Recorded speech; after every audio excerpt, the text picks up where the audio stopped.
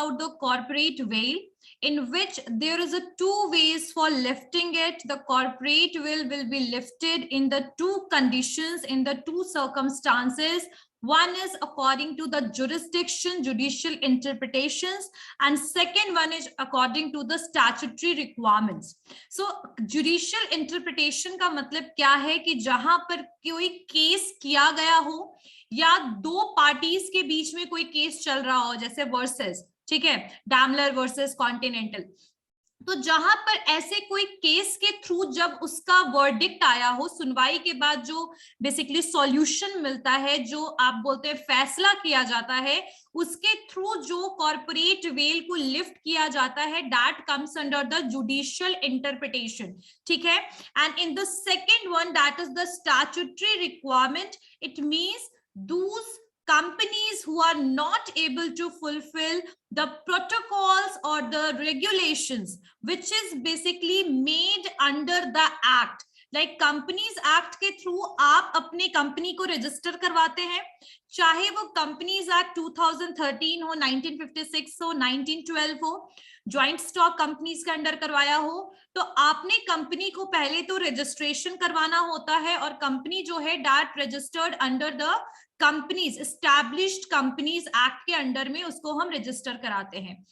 Registration के time पर हमें ध्यान देना है कि हर एक कंपनी के लिए अलग अलग कंडीशंस और रिक्वायरमेंट है, ट्रू और नॉट, है ना, अलग अलग कंडीशंस। प्राइवेट के लिए अलग आपको कंडीशंस फुलफिल करने पड़ेंगे, आपको पब्लिक के लिए अलग है, 1% के लिए अलग है, फॉरेन कंपनी के लिए अलग कंडीशंस हैं, नॉन प्रॉफिट कंपनीज के लिए अलग कंडीशन है। तो हर एक कंडीशंस को फुलफिल करना, if you are basically starting a private company, if you want to register your company as a private company, then you have to fulfil the number of members requirement, the paid up capital requirement. If the company is not able to fulfil it properly, either, अगर मैंने आपको पहला जो point बताया था याद होगा कि अगर नंबर ऑफ मेंबर्स रिड्यूस हो जाते हैं और 6 महीने तक आप अपनी कंपनी को बिना मेंबर्स को बढ़ाए हुए वैसी कंपनी चला रहे हो, तो कोई भी लाइबिलिटी और डेप्ट होगा तो वो मेंबर के ऊपर आएगा, क्योंकि कंपनी एक आर्टिफिशियल पर्सन है, वो किसी को भी रिक्रूट नहीं कर सकती है अपने खुद से। Member is liable for recruiting it any another person. So what I told you that the number of members अगर कम हो जाते हैं और आप 6 महीने से ज्यादा अपनी कंपनी को लेस मेंबर के साथ रन कर रहे हो, तो ऐसे सिचुएशन में जो भी लाइबिलिटी आएगी वो कंपनी की लाइबिलिटी नहीं होगी, वो मेंबर की लाइबिलिटी हो जाएगी। यानी कि ऐसी सिचुएशन में हम सेपरेट लीगल एंटिटी का कॉन्सेप्ट को हटा देंगे और मेंबर्स को लाइबल मानेंगे।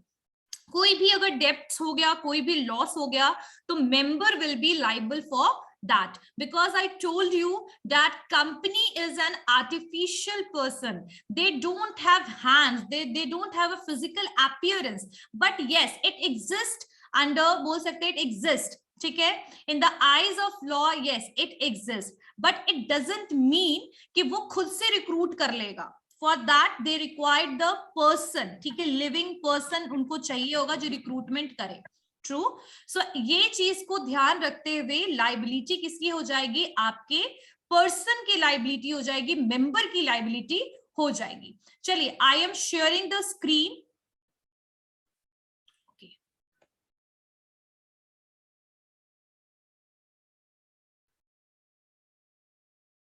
I am sharing the screen, everyone turn on your camera, turn on your camera, every student.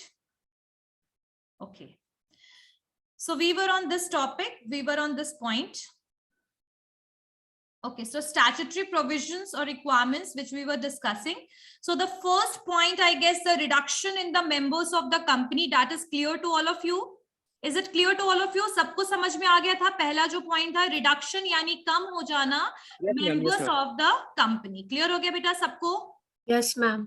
Okay, चलिए, next one is holding and subsidiary company relationship, which I told you कि holding company वो company होती है जो दूसरे subsidiary company का 51% share या उससे ज्यादा शेयर होल्ड करती है। तो कहीं ना कहीं कंट्रोलिंग होल्डिंग कंपनी का होता है अपने सब्सिडियरी कंपनी पे।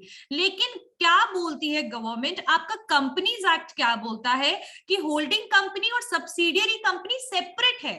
जब आप उनके फाइनेंशियल स्टेटमेंट को शो कर रहे हैं, फाइनेंशियल स्टेटमेंट को ऑडिट कर रहे हैं, तो दोनों को अलग अलग कंसिडर कीजिए। अगर आपने दोनों को मैच कर दिया, मिक्स कर दिया, तो क्या हो सकता है कि कोई एरर्स को, लॉस को, फाइनेंशियल स्टेटमेंट के फ्रॉडुलेंट एक्टिविटीज को हम ध्यान से नहीं देख पाएंगे। ठीक है, तो दोनों कंपनी के जो भी बोल सकते हैं फाइनेंशियल स्टेटमेंट्स हैं, we have to keep separate, right? If it will not done, then we are going to lift the veil and we are going to take the action against the responsible person. ठीक है, तो यहाँ ध्यान देने की बात है कि जो दोनों कंपनी है, दोनों सेपरेट है और दोनों कंपनी के सिचुएशंस अलग है। यस, एक कंपनी कंट्रोल कर रही है, लेकिन इसका मतलब ये नहीं कि वो कंपनी आपकी कंपनी का 100% पार्ट हो गई है। कंपनी जब इंडिविजुअली रन हो रही है, तो दोनों का स्टेटमेंट अलग अलग होना चाहिए। ठीक है, और दो कंडीशंस मैंने बताया था जहां पर होल्डिंग और सब्सिडियरी कंपनी जो है उसको सेपरेट माना जाता है। when the lifting of holding and subsidiary companies being separate in two cases, the first one is to present the better picture of group. Yes, you can do one thing, you can show the whole picture of the company, but with that you have to show the individual financial statement as well.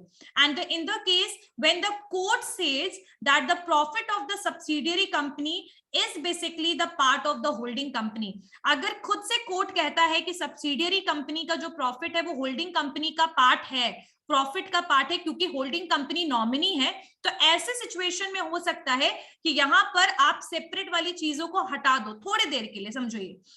तो ये कुछ exceptional cases हैं, लेकिन यहां पर हमेशा याद रखना होल्डिंग और सब्सिडियरी कंपनी दोनों अलग अलग है, दोनों पर अगर केस होगा तो भी अलग अलग होगा।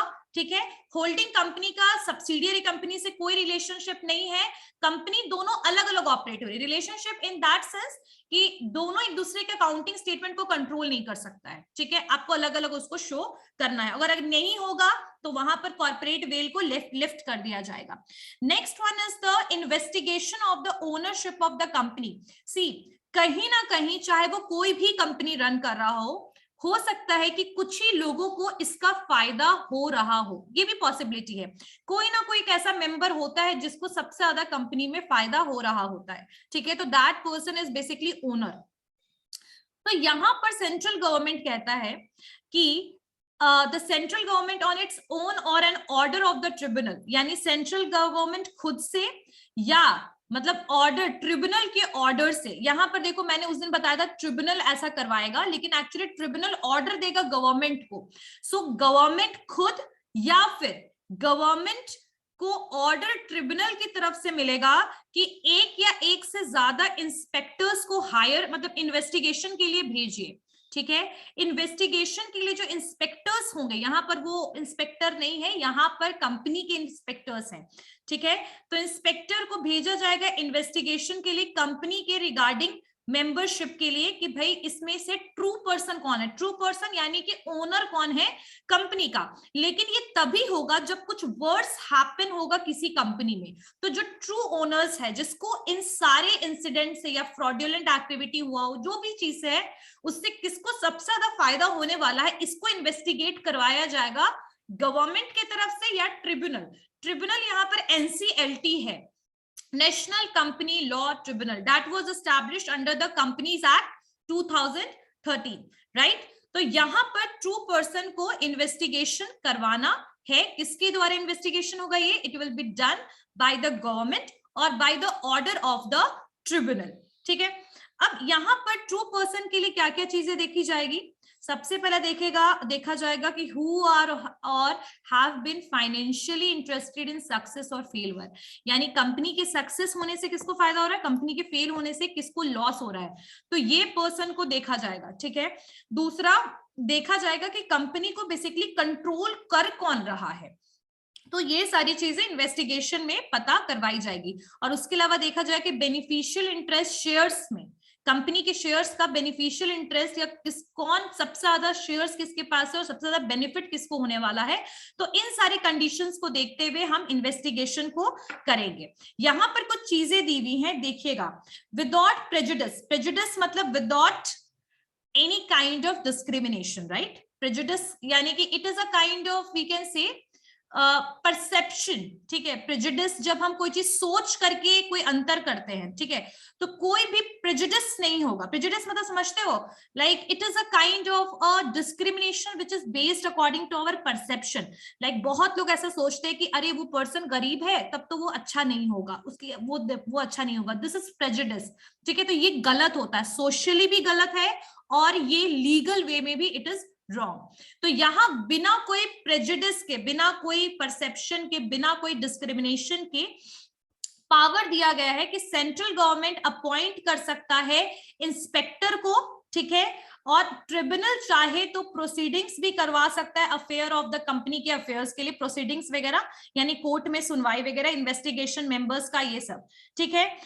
और सेकंड थर्ड एक और इसमें पॉइंट है कि while appointing an inspector under subsection 1, यानी मतलब सब इंस्पेक्टर को हम कैसे अपॉइंट करेंगे उसका कंडीशन है, सुनिएगा। The central government may define the scope of investigation. आप इन्वेस्टिगेशन क्यों करवा रहे हैं ये कंपनी को आपको नोटिस भेजना पड़ेगा। मतलब आप ऐसे ही नहीं एंटर कर लोगे और जाके इन्वेस्टिगेशन कर लोगे कंपनी का, no, you have to do everything in the legal way.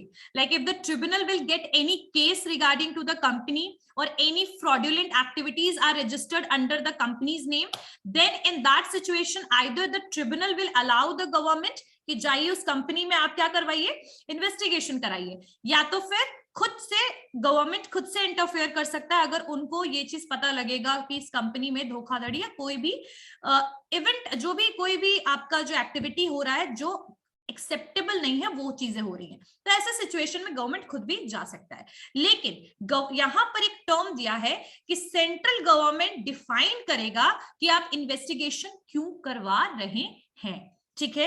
उसके अलावा whether the respect of matters or period or extent or otherwise and in particular may limit the investigation matters connected to the particular shares or debentures. अगर related है ये share holder से, debenture holder से, किसी भी creditor से related अगर ये इश्यूज है, so that is going to be mentioned under this particular बोल सकते हैं दिस पर्टिकुलर पॉइंट। इस पॉइंट के अंदर में मतलब ओनरशिप के अंदर में आप इन्वेस्टिगेशन किस इंस्पेक्टर से करवा रहे हो, दैट शुड बी मेंशन्ड, यानी क्यों करवा रहे हो और क्यों आप इंस्पेक्टर को अपॉइंट कर रहे हो। Now the next point in this is, how many points I described? I think 1, 2. Okay, in this there are so many points. Okay, or either maybe there is some problem with the numbering.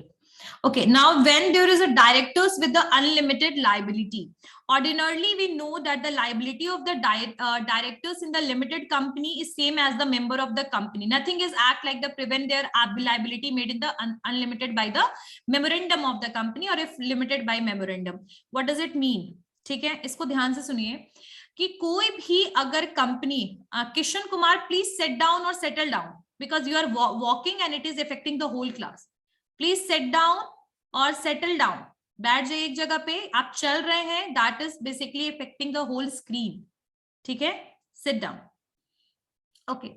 So the point is कि directors with unlimited liability, what does it mean? We all know unlimited liability का मतलब क्या होता है कि जब हमारा company का किसी भी तरीके का जो लॉस है that is going to affect, अगर कोई भी लॉस जो है जिसकी वजह से हमें अपनी पर्सनल प्रॉपर्टी जो है उसको भी देना पड़ जाए, वापस करना पड़ जाए, किसको वापस मतलब किसको देना पड़ जाए, बेसिकली क्रेडिटर्स को देना पड़ जाए जिनसे हमने उधार लिया या कुछ भी हो, लेकिन उसमें मेरी पर्सनल प्रॉपर्टी भी चली गई, यानी मेरा घर, मेरा गाड़ी, जो भी मेरे शेयर्स थे सब चले गए।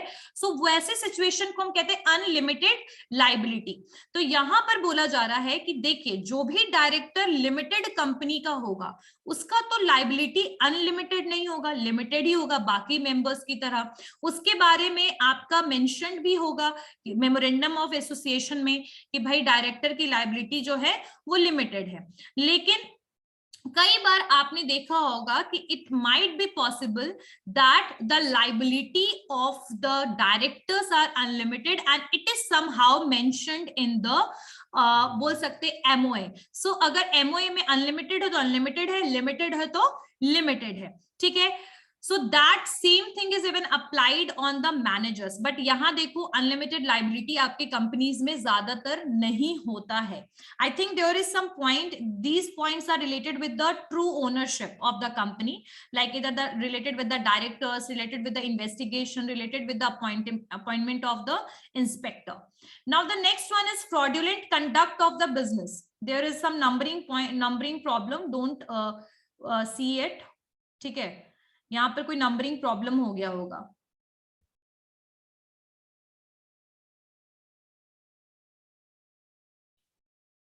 Yes, there is a problem with some problem is there maybe.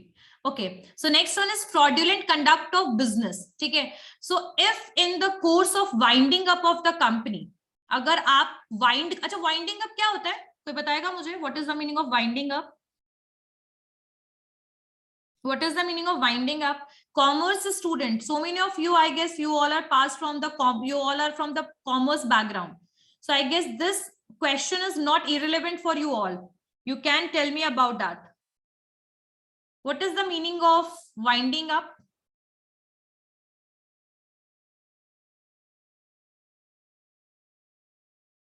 Winding up is the situation when we are closing our business, when we are dissolving our company. जब हम अपनी कंपनी को बंद कर रहे होते हैं, डिसॉल्व कर रहे होते हैं, ठीक है।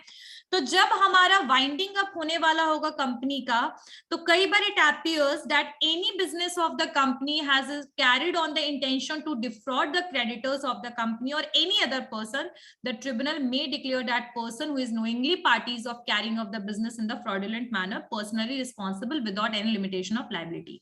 ये पॉइंट ध्यान दीजिएगा कि फ्रॉडुलेंट जब कंडक्ट हो रहा होगा बिजनेस में, तो वहां पर कॉर्पोरेट वेल को हम हटा देंगे। अब ये क्या सिचुएशन है, देखिए मान लीजिए कि मैंने एक बैंक से लोन लिया, मान लीजिए मैंने आपके स्टेट बैंक से लोन लिया, ठीक है। अब मैं अपनी कंपनी को बंद करने जा रही हूँ, ठीक है, क्योंकि मैं लॉस में हूँ, मेरी कंपनी काफी लॉस में है, तो मैं अपनी कंपनी को बंद करना चाह रही हूँ। तो मेरे जो क्रेडिटर्स होंगे वो आपका स्टेट बैंक ऑफ इंडिया भी हो जाएगा, क्योंकि उसने मुझे लोन दिया ना लोन। अब मैं सोच रही हूँ कि एसबीआई को धोखा दे देती हूँ, ठीक है, इस तरीके से भाग जाती हूँ, समझ रहे हो तुम लोग। तो मतलब वाइंडिंग अप के time I am just thinking to basically, अब मैं क्या चाह रही हूँ कि मैं अपनी बिजनेस कंपनी को बंद कर रही हूँ और चली जाती हूँ मैं। तो यहाँ पर ट्रिब्यूनल देखेगा कि जब आप वाइंडिंग अप कर रहे हो तो आपने क्रेडिटर का पैसा वापस नहीं किया।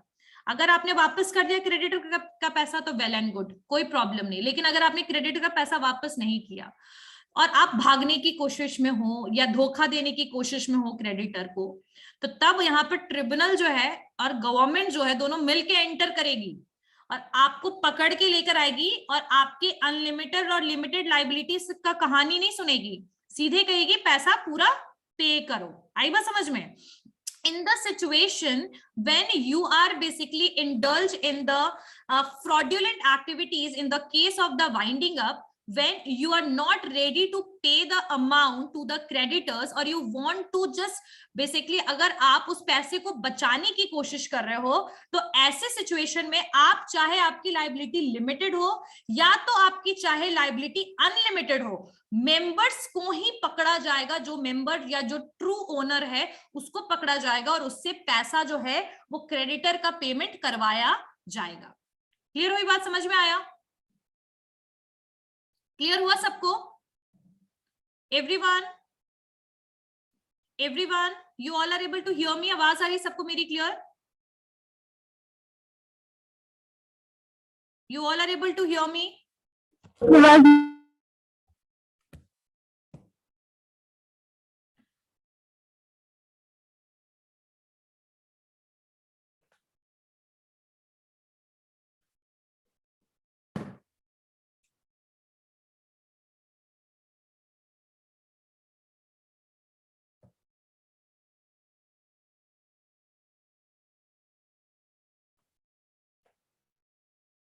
I guess there is a problem of internet. That's why the class was disconnected. Let me start.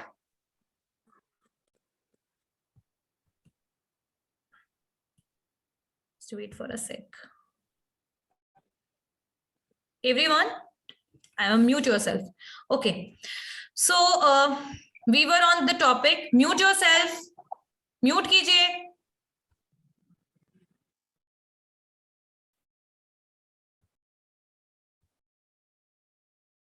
Basant.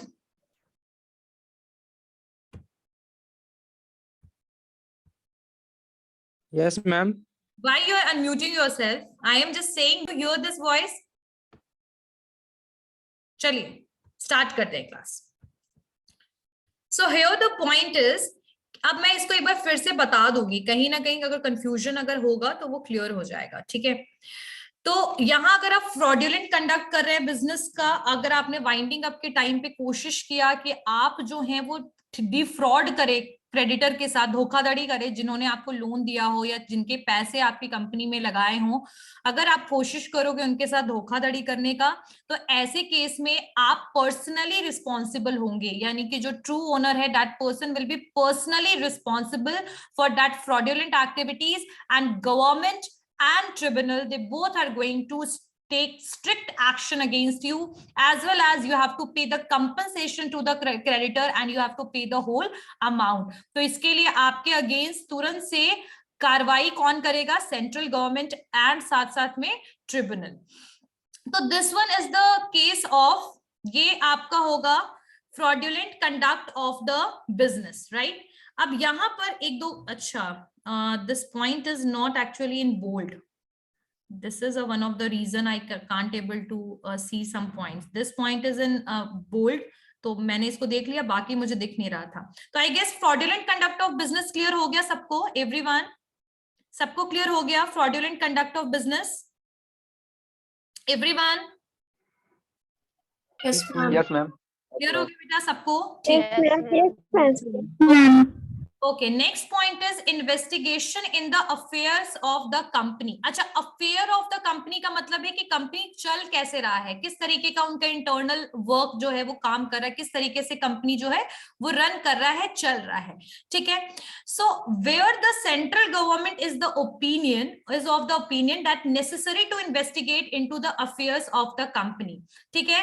अगर कंपनी के अगेंस्ट कोई भी चीजें हुई, जैसे कि मान लीजिए कि मैंने केस कर दिया कि भाई ये कंपनी जो है ये इलीगल तरीके से कुछ भी आपका जो है विदाउट लाइसेंस करके कुछ मतलब कह सकते हैं कोई भी कंपनी जो है वो गलत बोल सकते हैं कि एक्टिविटीज में इंडल्ज है, और मैंने मान लीजिए केस कर दिया, मैंने रिपोर्ट कर दिया कंपनी के अगेंस्ट, तो जैसे ही ये रिपोर्ट पहुंचेगी ट्रिब्यूनल में, वैसे ही इन्वेस्टिगेशन बैठ जाएगा, जो मैंने इंस्पेक्टर के लिए आपको बताया ही था, इंस्पेक्शन वाला सिनारियो. तो on the receipt of the report of the registrar और इंस्पेक्टर अंडर द सेक्शन 208, तो यहाँ पर तो पहला वाला सिचुएशन जो था, देखिए कंफ्यूज मत होइएगा, इससे पहला जो ट्रू ओनर वाला सिचुएशन था, उस ट्रू ओनर में मैंने बताया था कि अगर कोई भी केस या कोई भी सिचुएशन हुआ, जैसे मैंने केस कर दिया, मैंने बता दिया कि भाई यहाँ पर कुछ इंडल्ज मतलब कुछ भी गलत हो रहा है जिसमें कंपनी इंडल्ज है, तो वहां पर तो इन्वेस्टिगेशन होगा, और अगर इन्वेस्टिगेशन में ये चीज पकड़ में आ गया कि हाँ ये एक्टिविटीज हो रही थी, ठीक है? अब यहाँ दो कंडीशन, इन्वेस्टिगेशन में या तो कुछ मिलेगा या तो कुछ नहीं मिलेगा. कुछ मिलेगा तब प्रॉब्लम होगा, कुछ नहीं मिलेगा तो केस वहीं खत्म. अगर कुछ मिल गया, मतलब कि रजिस्ट्रार के पास वो रिपोर्ट गया या इंस्पेक्टर के थ्रू वो रिपोर्ट मिला, तब आपका जो इन्वेस्टिगेशन दोबारा से आपके इंटरनल काम पे फिर से बैठ जाएगा इन्वेस्टिगेशन, ठीक है?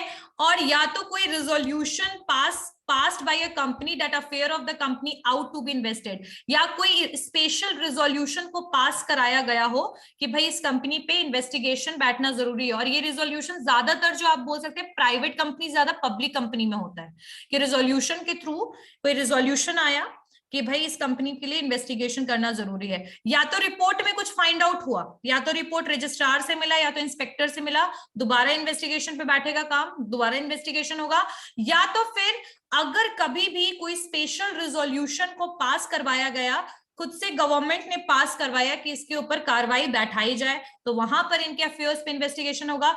या तो पब्लिक इंटरेस्ट को देखते हुए, अगर कोई भी एक्टिविटी सोशल तरीके से सोसाइटी के नजर में और सोसाइटी के लिए अनएक्सेप्टेबल है, just take it as a example, I am giving the example only, don't take it personally, that this is the only example, कि अगर मान लीजिए कि कोई एबीसी कंपनी है और वो ड्रग्स जो है वो सप्लाई कर रही है, so this is a illegal activity, and अगर ये बात उनको पता लग गई तो पब्लिक इंटरेस्ट को देखते हुए उस पे भी आपकी कंपनी के ऊपर इन्वेस्टिगेशन क्या हो जाएगा, बैठ जाएगा। आई बात समझ में? और यहां पर सेपरेट लीगल एंटिटी वाला कॉन्सेप्ट खत्म करके मेंबर को देखेंगे कि भाई किसका फायदा हो रहा है। तो ट्रू ओनर्स और ये अफेयर्स ऑफ अ कंपनी, ये दोनों कहीं ना कहीं रिलेटेड है। वहां पर हम ट्रू ओनर को पकड़ेंगे, यहां पर हम दोबारा से सब इन्वेस्टिगेशन के बाद जो रिपोर्ट बनेगा, कुछ फाइंड आउट होगा, तो फिर से हम इसके ऊपर इन्वेस्टिगेशन बैठाएंगे, या तो कोई स्पेशल रिजोल्यूशन पास करेंगे इन्वेस्टिगेशन के लिए, या पब्लिक इंटरेस्ट को देखते हुए इन्वेस्टिगेशन करेंगे। आई बात समझ में? क्लियर हो गया सबको? ठीक है। अब ये तो पॉइंट एक था आपका fraudulent conduct of business, I guess clear हो गया होगा। वाइंडिंग अप के टाइम पे क्रेडिटर के साथ डिफ्रॉड कीजिएगा तो भी मेंबर पकड़ाएगा। अगर आपने कंपनी में कुछ गलत सलत काम करोगे, कुछ भी इलीगल करोगे, तो वहां पर इन्वेस्टिगेशन होगा। अगर पहले कंपनी देखेगा कि आपका जो पर्टिकुलर बोल सकते हैं कि कौन इसका ट्रू ओनर है, उसके केस में आपका कॉर्पोरेट वेल हटा दिया जाएगा, अगर कोई फ्रॉड्यूलेंट एक्टिविटी हुआ तो। हर एक में एक तरीके से फ्रॉड्यूलेंट एक्टिविटी है। अब सेवेंथ पॉइंट क्या है? Failure to return the application money. अच्छा, तुम लोग में से कितने बच्चे हैं जो कॉमर्स बैकग्राउंड के हैं? How many of you? Raise your hand. How many of you are from commerce background? Vikas, and what about the others? नहीं हो तो मुझे फिर से तो ठीक से समझाना पड़ेगा, ठीक है? चलिए, failure to return application money का मतलब ये होता है, देखिए, प्रोस्पेक्टस एक जारी होता है, कंपनी ना प्रोस्पेक्टस जारी करता है। तुम लोग जब कॉलेज में एडमिशन लिए होगे तो तुम लोग को कॉलेज का प्रोस्पेक्टस मिला था? मिला था ना? मिला था कि नहीं? Yes ma'am, yes ma'am. Prospectus क्या होता है? वो एक तरीके से एक छोटा सा बुकलेट होता है, और उस बुकलेट में ना आपके जगह का इंफॉर्मेशन होता है, यानी कि अगर आपके कॉलेज का इंफॉर्मेशन होगा या तो किसी कंपनी का इंफॉर्मेशन होता है। आपको बहुत सारी कंपनी का प्रोस्पेक्टस ऑनलाइन भी मिल जाएगा। तो उस प्रोस्पेक्टस में कंपनी क्या करती है कि भाई हम इतना शेयर लाने वाले हैं, इतना शेयर होगा, इतना पर शेयर होगा, ये सब एक कॉलम में मेंशन करती है।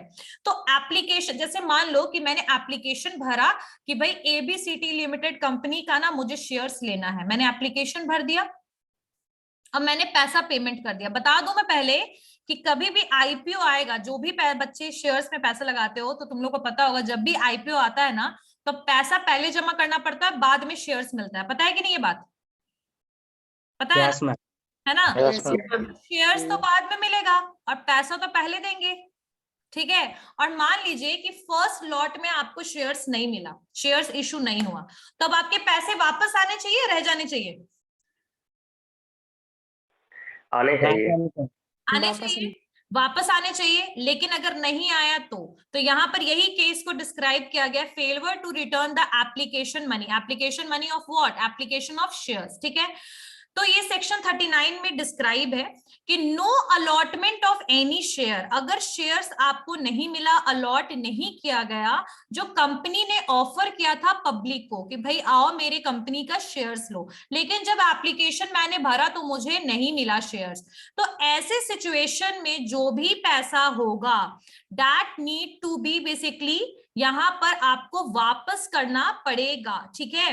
अगर आपने, आपका जो मिनिमम सब्सक्रिप्शन होता है, जैसे आप 10,000 रुपए का ले सकते हो, 15,000 का ले सकते हो, मिनिमम सब्सक्रिप्शन जो है, तो यहां पर कहता है कि no allotment of any shares of company offer to public of subscription shall be made unless the amount stated in the prospectus as the minimum amount has been subscribed and the sums payable have been made and received by the company.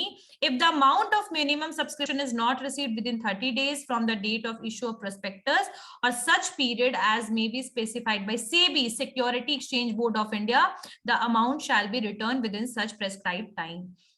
कहा जाता है कि अगर आपको, भाई मैंने पैसा दिया कि मुझे शेयर्स दो और मुझे शेयर्स नहीं मिल पाया, तो ऐसे सिचुएशन में कंपनी देखेगी कि मिनिमम सब्सक्रिप्शन हम पार्टी को यानी पर्सन को दे पाएंगे कि नहीं। लेकिन अगर हम नहीं दे पाएंगे 30 दिन तक हम वेट कर सकते हैं। अगर नहीं हो पाएगा, नहीं मिल पाएगा उनको शेयर्स, तो ऐसे सिचुएशन में सेबी कहता है, क्योंकि आपको पता होगा शेयर्स वगैरह का जो भी मामला है हमारे कंट्री का, वो सेबी कंट्रोल करता है, security exchange board of India. वो कहता है कि आप उस पैसे को रिटर्न कर दोगे, किसको? एप्लीकेंट को। अगर आपने रिटर्न नहीं किया पैसा तो आपके ऊपर केस होगा, मेंबर क्यों में, फिर मेंबर को पकड़ा जाएगा। कॉर्पोरेट वेल वाला कंसेप्ट खत्म हो जाएगा, क्योंकि आप पब्लिक के साथ धोखाधड़ी नहीं कर सकते हो। जितना ज्यादा लेट करोगे पैसा देने में, देखो यहाँ पर ना स्ट्रिक्ट एक्शन से ज्यादा सोचा जाए तो कंपनसेशन वाला सीन है, ठीक है। तो यहाँ ये सारी चीजें ना आप समझ लो सिविल आपके क्राइम्स हैं। जो एक सिविल आपके बोल सकते हैं ना सिचुएशन, एक क्रिमिनल होता है, एक सिविल ऑफेंस होता है, एक क्रिमिनल ऑफेंस होता है। तो यहाँ सिविल ऑफेंस टाइप का सिचुएशन है, तो आपके ऊपर पेनल्टी लग जाएगा। 1000 रुपए पेनल्टी हर दिन के हिसाब से जुड़ने लगेगा। अगर मैंने 10,000 रुपए दिया था, मुझे पैसा नहीं मिला, तो 30 दिन के बाद इस 10,000 में 11,000, उसके नेक्स्ट डे 12,000, उसके नेक्स्ट डे फिर 13,000, मतलब 1,000 रुपए पर डे पेनल्टी के हिसाब से मिलना शुरू हो जाएगा। और 1,00,000 रुपए तक आपको उसके बदले पेनल्टी मिलेगा अगर कंपनी ने पैसा वापस नहीं किया। आई बात समझ में? क्लियर हो गई बात? तब तक कोई पैसा नहीं लगेगा, तो पैसा कोई रखेगा नहीं आपका। अब ऐसे सिचुएशन में आपके पैसे को कोई कंपनी रखना नहीं चाहेगा ना, क्योंकि उसके ऊपर पेनल्टी है। अगर उसने पैसा वापस नहीं किया, शेयर्स भी नहीं दिया, पैसा भी वापस नहीं किया, तो ऐसे सिचुएशन में कंपनी पेनल्टी पे करेगी आपको, ठीक है मैम 30 दिन के बाद ही ना? हाँ, नॉट तब तक तो कंपनी 30,000 पे यूज कर उससे सकती है पहले ना? ही आ जाते हैं। ठीक ठीक ठीक ठीक, बस ओके ओके ओके। वेट बेटा, जब भी मैम। बोलिए हैंड रेस करके बोलिए, ऐसे कोई मत बोलिए। शेखर कुमार, हैंड रेस कर किए बिना मेरे क्लास में लाउड नहीं बोलो, ठीक है? यस शेखर बोलिए। हाँ। मैम बोल रहे कि ये सिचुएशन क्रिएट कब होगा मैम, जैसे कि फिर से समझाया नहीं समझ पाया हम। मतलब अगर कंपनी अगर नहीं देगी तो, मतलब ये होगा 100%, क्यों करेगी कंपनी खुद से? लेकिन अगर ऐसा हो जाता है तो यहाँ पर एक कंडीशन है, सब कंपनी के साथ ये नहीं होगा। अगर कंपनी ने आपको टाइमली पैसे वापस कर दिए, शेयर्स नहीं दिया, पैसे भी वापस कर दिए, तो पेनल्टी क्यों करेगी? ठीक है, अगर आपको पैसे दे दिए और शेयर्स दे दिया और आपको फिर तो पैसे की जरूरत नहीं क्योंकि आपको शेयर्स मिल गया, लेकिन अगर शेयर्स नहीं मिला और पैसे आपको टाइमली मिल गए तो आपके ऊपर पेनल्टी थोड़ी लगेगी, कंपनी के ऊपर पेनल्टी नहीं लगेगा। फिर आई बात समझ में? पेनल्टी तभी लगेगा जब company is not able to return that money which you basically paid for the subscription of the shares. Shares को सब्सक्राइब करने के लिए जो आपने पैसा दिया वो नहीं मिलेगा टाइमली, शेयर्स भी नहीं मिला, पैसा भी नहीं मिला, तो पेनल्टी आपके ऊपर लगना शुरू होगा। पैसा तुरंत रिटर्न करना है, वापस करना है। Okay, misrepresentation in prospectus. मैंने आपको प्रोस्पेक्टस बता ही दिया कि prospectus is nothing but it is a kind of a booklet, ठीक है? It is a kind of booklet और it is a basically the document which consist all the information about your company and about the shares. Shares के बारे में सारा information आपको prospectus में ही मिलेगा, ठीक है? प्रोस्पेक्टस में क्या क्या चीजें होंगी? प्रोस्पेक्टस में अलॉटमेंट होगा, पेड अप कैपिटल कितना है, अलॉटमेंट कितना है, सब कुछ, कितना पर शेयर का प्राइस कितना होगा, ये सब कुछ आप मेंशन करते हो। ज्यादातर शेयर्स जो आते हैं ना मार्केट में आईपीओ 10 रुपए पर शेयर के हिसाब से आते हैं, आप लोगों ने नोटिस किया होगा। ज्यादातर IPO always come with the 10 rupees per share, ठीक है? अब यहां पर कहानी क्या हुई सुनो भाई, आपने 10 रुपए के शेयर को मेंशन किया, 10 रुपए के शेयर्स आपने मेंशन कर दिया। जब आपने शेयर अलॉट करना शुरू किया तो आपने 15 रुपए पर शेयर के हिसाब से अलॉट किया। तो यहां पर आपका जो प्रोस्पेक्टस था वो क्या था? उसमें इंफॉर्मेशन देना था, सही? आपने 10 रुपए लिखा और यहां 15 रुपए पर शेयर के हिसाब से बेच रहे हो, ठीक है? शेयर्स दे रहे हो शेयर्स, तो यहां पर आपका मिस रिप्रेजेंटेशन हो जाएगा प्रोस्पेक्टस में, क्योंकि आपने इसमें रॉन्ग इंफॉर्मेशन लिखा। जब रॉन्ग इंफॉर्मेशन लिखोगे तो कौन लाइबल होगा? हर एक डायरेक्टर जो प्रोस्पेक्टस में जिसका नाम होता है, हर एक डायरेक्टर, प्रोमोटर और एक्सपर्ट जो भी इन्वॉल्व था प्रोस्पेक्टस को इश्यू करने में, वो सारे लोग इसके लिए क्या हो जाएंगे? लाइबल हो जाएंगे। और उनको कहा जाएगा कि आपने इस अनट्रू स्टेटमेंट जो आपने प्रोस्पेक्टस में पब्लिश कराया, जिसकी वजह से जो भी लॉस या डैमेज हर एक पर्सन को हुआ है शेयर्स लेने में, उन सब पर्सन को आप कंपनसेट कीजिए। तो यहाँ कंपनी नहीं कंपनसेट करेगी, यहाँ पर जो डायरेक्टर होगा, जो प्रमोटर होगा, जो एक्सपर्ट, जो भी इन्वॉल्व था प्रोस्पेक्टस बनाने में, वो इस चीज के लिए लाइबल हो जाएगा। आई बात समझ में? क्लियर हुआ सबको? Yes ma'am. ठीक है। Next one is miss description of name. क्या है? Miss description of name. Misdescription of name. See, today is the last class of this point, because after that we are going to do the other points in this. ठीक है? अब misdescription of name का मतलब क्या है कि देखिए, company का नाम बहुत ही इंपॉर्टेंट है, बहुत ही ज्यादा इंपॉर्टेंट है। अगर आपने अपने कंपनी के नाम का स्पेलिंग गलत लिख दिया, प्रोनाउंसिएशन गलत है, मतलब इट्स रिलेटेड विद कि अगर आपने स्पेलिंग गलत कर दिया, सोचो कि हम दुकान पे जाते हैं, दुकान में देखना कई बार नाम जो लिखे होते हैं मिसप्रिंटेड होते हैं, मतलब बोल सकते हैं कि धूल में घिरे होते हैं, मतलब बहुत सारी ऐसी चीजें हैं, लेकिन तब हम उस नाम को बहुत ध्यान से देखते हैं कि अरे ये नाम तो गलत है, ऐसा होता है ना। तो यहाँ जो नेम है कंपनी का बहुत ही इंपॉर्टेंट है, because it shows the identification. जैसे हम लोग का नाम हमें आइडेंटिफाई करने में हेल्प करता है, वैसे कंपनी का नाम आइडेंटिफिकेशन के लिए जरूरी है। ठीक है? तो कंपनी का जो नाम है, वो कंपनी के नाम के थ्रू ही आप किसी भी कॉन्ट्रैक्ट में एग्रीमेंट कर सकते हो, कॉन्ट्रैक्ट कर सकते हो। ठीक है? अगर आपने कंपनी के नाम पे, thus if any representative of the company collect the bills or sign on the behalf of company and enter in incorrect particulars of the company, then the personally liable। यहाँ मतलब ये है कि कंपनी का नाम अगर आपने यहाँ पर गलत स्पेलिंग और प्रोनाउंसिएशन की बात पे फोकस नहीं किया गया, खैर वो भी गलत ही है, लेकिन यहाँ फोकस किया गया है कि अगर आपने कंपनी का नाम यूज कर लिया किसी से पैसे को लेने के लिए, जैसे मान लो कि मैं किसी एबीसीडी कंपनी में हूं और मैंने अपने कंपनी का नाम यूज किया दूसरे से पैसे को लेने के लिए, चेक में साइन करवाया, कंपनी का नाम मैं यूज कर रही हूं अपने पैसे के लिए, तो यहां पर ऐसे सिचुएशन में आप पर्सनली लाइबल हो जाएंगे। अगर कोई भी लॉस होता है या कुछ भी होता है तो कंपनी लाइबल नहीं होगी, because you are using the name of the company in the illegal way to taking the money. Either you can also do, कई बार ऐसा भी होता है कि अपने पर्सनल एक्सपेंस के लिए मैंने पैसे खर्च किए और अपने पर्सनल एक्सपेंस के लिए मैंने कंपनी का नाम यूज कर लिया कि भाई फलना कंपनी जो है उसके नाम पे मैंने चेक काट के दे दिया, अब पैसा कंपनी का अकाउंट से कट जाएगा। तो ये सारी चीजें आपकी इलीगल एक्टिविटीज में आ जाएगी when you are using the money of the company for your personal expenses, or either you are basically using the name of the company for the other personal activities of yours। ठीक है? तो ऐसे condition में company liable नहीं होगा, आप खुद liable हो जाएंगे, यानी कॉर्पोरेट वेल जो है वो हट जाएगा। यहां तक समझ में आ गया? क्लियर हो गई बात? समझ में आया सबको?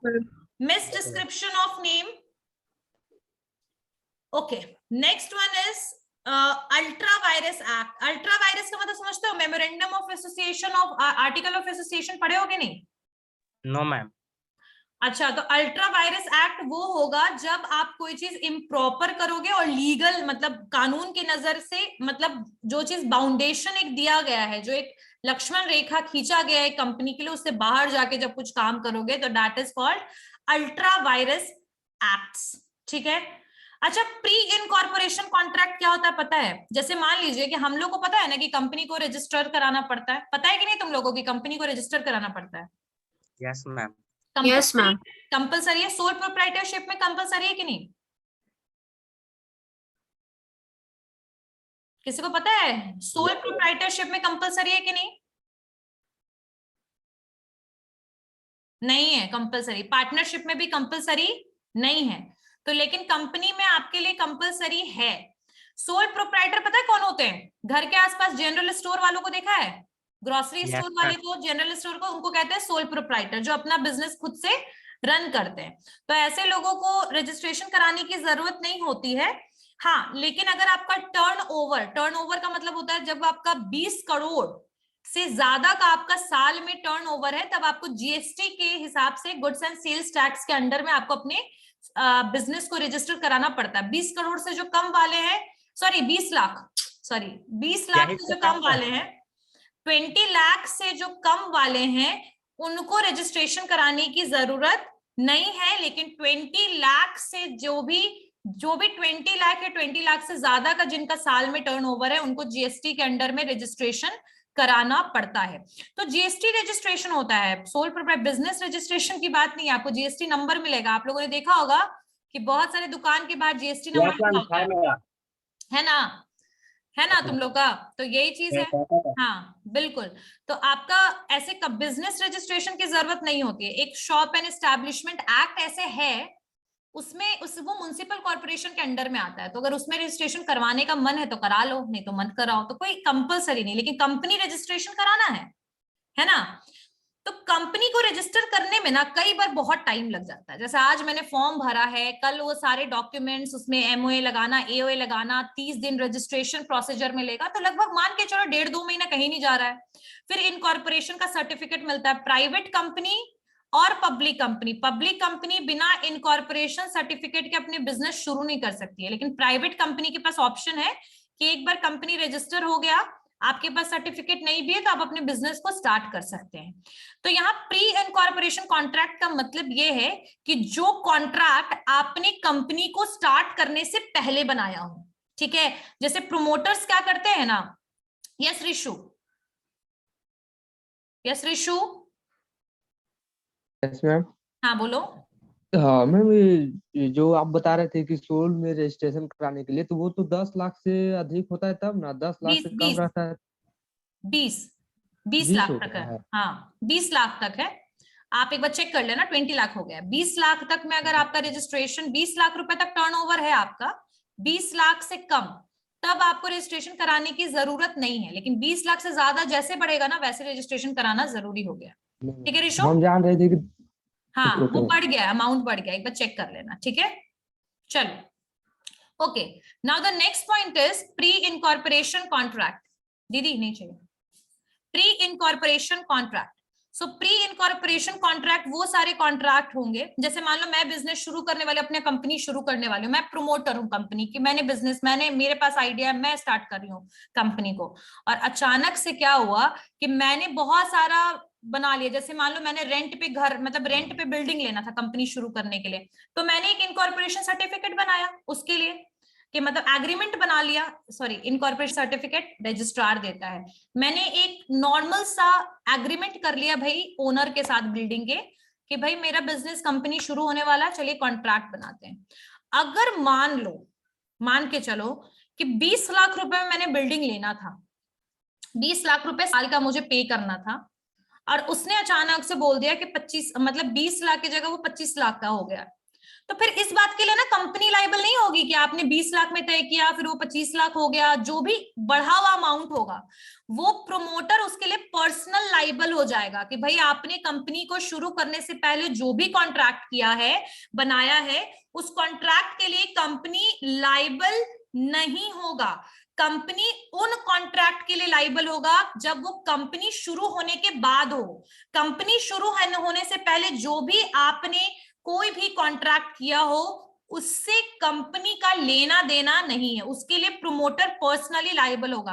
कल को प्रोमोटर कहेगा कि भाई मैंने तो कंपनी के लिए किया, भाई कंपनी के लिए पहले ना कर लिया, तो पहले किया तो उसके लिए कंपनी लायबल नहीं है। कंपनी लायबल तब होगा जब कंपनी को स्टार्ट करने के बाद कोई कॉन्ट्रैक्ट बनाया जाए। आगे बात समझ में क्लियर हो गया? तो इसको बोलते हैं प्री इनकॉर्पोरेशन कॉन्ट्रैक्ट, यानी कंपनी के शुरू होने से पहले आपने कोई कॉन्ट्रैक्ट किया हो। दो कॉन्ट्रैक्ट किसके बीच में होता है? दो पार्टी के बीच में कॉन्ट्रैक्ट बनता है। जब दोनों का उस पे साइन हो जाएगा, लीगल स्टैम्प पे, लीगल पेपर्स पे जब दोनों का साइन होगा, तब जाकर के आपका प्री इनकॉर्पोरेशन कॉन्ट्रैक्ट बनेगा। और ये अगर कंपनी शुरू होने से पहले बना होगा तो इसके लिए कंपनी नहीं, प्रोमोटर लाइबल होगा। लेकिन वही चीज अगर कंपनी स्टार्ट करने के बाद होता है तो यहाँ पर कंपनी आपका लाइबल होगा। तो सारे प्री इनकॉर्पोरेशन कॉन्ट्रैक्ट के केस में आपका सेपरेट लीगल एंटिटी वाला कॉन्सेप्ट सेपरेट लीगल एंटिटी वाला जो है ना, यहाँ पर ये आपका कॉन्सेप्ट खत्म नहीं होगा। मतलब यहाँ पर ये सिचुएशन आ जाएगा कि हाँ, कि आपका जो कंपनी लाइबल नहीं है, इसके लिए आप लाइबल हो। यस धर्मजीत। मैम जिसके पास जीएसटी रहता है वो तो कोई सामान लेता है तो वो जीएसटी देने का मतलब अपना जीएसटी बचा सकता है ना? देखो जीएसटी जो आपका गुड्स एंड सेल्स टैक्स है वो आपका जहां पर भी जीएसटी नंबर है और जहां पर भी आपको बिल मिलेगा, बिल में आपका जीएसटी का अमाउंट मेंशन होगा और आपको जीएसटी पे करना ही पड़ेगा। आई बात समझ में धर्मजीत? मैम वो माफ हो जाता है ना, वो लॉ में है एक कि माफ हो जाता है जीएसटी? यस मैम 28% जीएसटी है वो, मतलब अगर हम भर रहे हैं तो हम जीएसटी नहीं दे अपना हाँ, जीएसटी वो बिजनेस पर्सन के लिए, एक इंडिविजुअल के लिए नहीं। अगर मैं कंज्यूमर हूँ और मैं कोई सामान ले रही हूँ तो मुझे जीएसटी पे करना पड़ेगा अगर मैं बिल ले रही हूँ तो। कई बार ऐसा जो होता है कि बिल नहीं लेते हैं तो जीएसटी का पेमेंट आपको नहीं करना पड़ता है, क्योंकि अगर आप बिल नहीं लेते हो तो वो कहीं ना कहीं ट्रांजेक्शन में जाता ही नहीं है कि कुछ ऐसा सेल हुआ है, इसके बारे में कुछ होता ही नहीं है। समझ में आई बात? तो ऐसे केस में, हाँ ऐसे केस में अलग सिचुएशन है। हाँ, बट बिजनेस पर्सन के पर्सपेक्टिव से अगर देखा जाए तो there can be so many laws. Yes ma'am बचाए हैं क्योंकि हम ऐसे। अच्छा, वेरी गुड। और ये चीज आप रिकॉर्डिंग ऑन में सब कुछ बता रहे हो, that is going to be public. Don't use such kind of thing whatever personally you are using. चलिए ठीक है, तो I guess you all able to understand the things. सबको क्लियर हो गया जो भी मैंने पॉइंट्स बताया कि कब कौन कौन से कंडीशन में आपका जो क्या है, आपका जो कॉर्पोरेट वेल है उसको हटा दिया जाएगा। जैसे कि आपका पहला हो गया कि आपके जब नंबर ऑफ मेंबर्स कम हो जाएंगे तब हटा दिया जाएगा वो सेपरेशन वाला कॉन्सेप्ट। आपका सब्सिडियरी कंपनी रिलेशनशिप वाले में फिर आपका अगर पूरे ग्रुप का प्रेजेंट पिक्चर, मतलब होल्डिंग या सब्सिडियरी कंपनी का ही पॉइंट है ये। उसके बाद जब आप कोई फ्रॉडुलेंट एक्टिविटीज में हो, जब आपके इन्वेस्टिगेशन करना है आपके कंपनी के अफेयर्स को, उसके अलावा जब प्रोस्पेक्टस में मिस रिप्रेजेंटेशन करोगे आप, जब यहाँ पर मिस डिस्क्रिप्शन होगा, ठीक है, जब यहाँ पर इनकॉर्पोरेशन मतलब वही होगा प्री इनकॉर्पोरेशन कॉन्ट्रैक्ट के केस में, अल्ट्रा वायरस एक्ट्स के केस में। So here are some questions which I am going to discuss with you all. तो आई गेस ये सारे पॉइंट्स क्लियर हो गए हैं सबको? Everyone? Yes, ma'am. Okay. So let's start with some questions. बच्चा जो भी है म्यूट कर लीजिए खुद को। चलिए, सो यहाँ पर कुछ क्वेश्चंस हैं। देखिए आपको बहुत ज्यादा, मैं पहले भी बता रही हूँ कि आप लोगों को बहुत ज्यादा डीप देखते हैं। शेयर करते हैं स्क्रीन, में शेयर कर रही हूँ।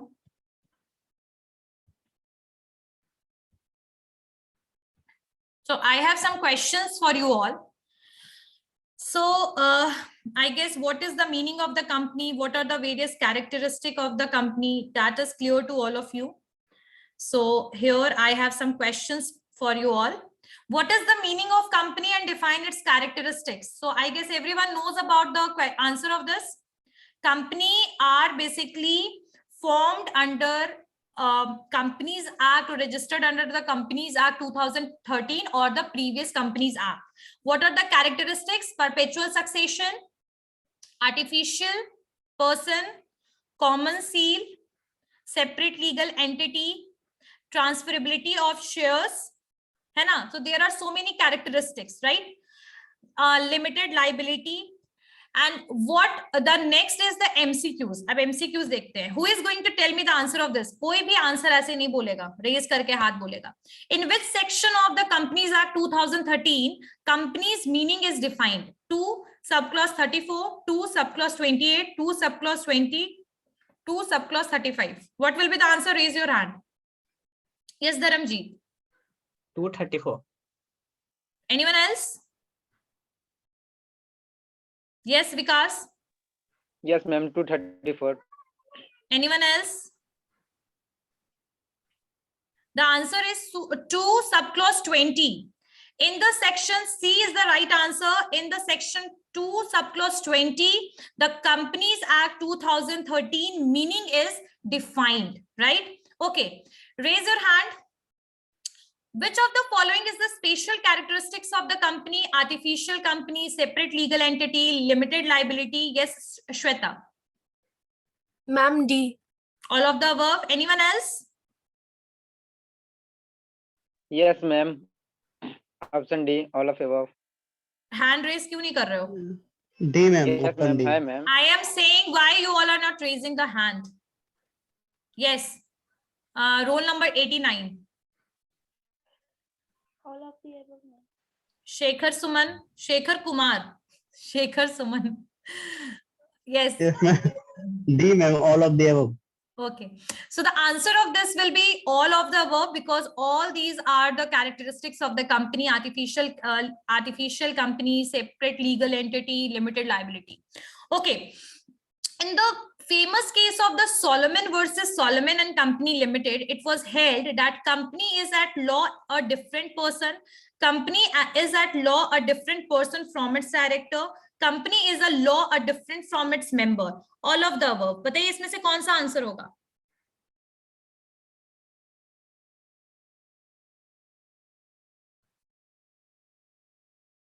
Yes, Manvi. Ma'am, C. Company is different from its member. Yes, Shweta. Ma'am, C. Very good. The answer is C, that company is at a law. वो law के हिसाब से member और company अलग है. ये Solomon versus Solomon में आया है. Separate legal entity वाला concept खत्म हो गया है यहाँ पर. हाँ, ये यही चीज को दिखाया गया है कि जो हम कंपनी को और मेंबर्स जो दोनों अलग अलग हैं, इनको हम एक मान लेते हैं जब कॉर्पोरेट वेल को हटाते हैं. तो ये सोलोमन वर्सेस सोलोमन केस में हुआ है. That the answer will be C. अच्छा, corporate veil can be lifted as per the companies act, as per the judgement of court, both of the above, none of the above. Raise your hand. Corporate veil can be lifted as per the Companies Act, as per the judgment of court, both of the above, none of the above. Yes, Shweta. Ma'am, C. Anyone else? Yes, Abhishek. Ma'am, C. Anyone else? Yes, ma'am. C. Okay. So the answer will be C. Both of the above. According to the Companies Act, it can be lifted. Obviously, statutory provision हम लोगों ने देख लिया. Companies Act के हिसाब से उसको हमने देखा था.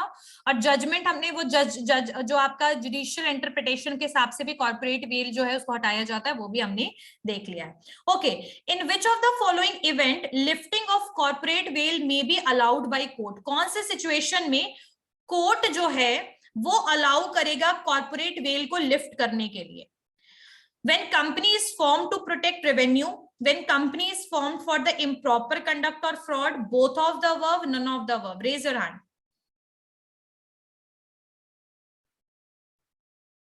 Anyone else? Yes, Shweta. Ma'am, C. Next, Abhishek. Abhishek. Ma'am, B. Anyone else? Yes, ma'am. B. Anyone else?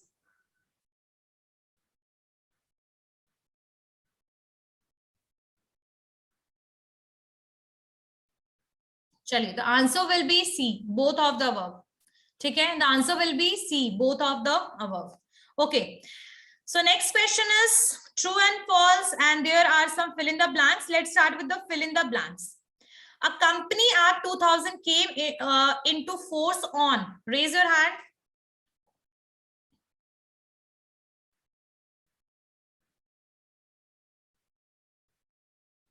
नहीं आ रहा answer. The answer is little bit like you don't remember, you all don't remember, because there are so many things which is outside of this material. So we'll discuss about this in the next class, about the true or false statement and fill in the blanks. We are going to discuss it in the next class. But I guess all of you are able to understand about this point. ये सबको clear हो गया? ये जितनी भी चीजें मैंने बताई आप लोगों को? Yes, ma'am. Doubt in any of the point, because we discussed corporate veil in deep, है ना? हम लोगों ने बिल्कुल properly इसको पढ़ लिया है. And what is the meaning of company? What are the basically characteristics of company? Difference between the partnership and company. Partnership और company के difference में किसी को कोई doubt है? क्लियर है ना? पार्टनरशिप एंड कंपनी क्लियर है? Difference between the both, Hindu undivided family and company, ये सारे हमने पॉइंट्स कर लिया है. In the next class, if I will take the class, then we are going to discuss about the difference between the private company and the public company. What is the difference between private and public company? We are going to discuss it in the next class. Okay. So maybe hope so. Okay. Thank you, ma'am. Okay, ma'am. Okay. Thank you, ma'am. Okay.